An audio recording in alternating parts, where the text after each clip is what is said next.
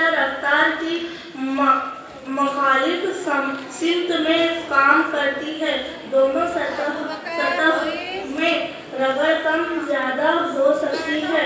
Rubber کی قوت میں اضافہ ہوگا تو پگھلنے والے جسم کی رفتار کم ہوتی جاتی ہے، اور ربڑ کی قوت کم ہوتی ہے تو جسم کی رفتار بڑھتی ہے۔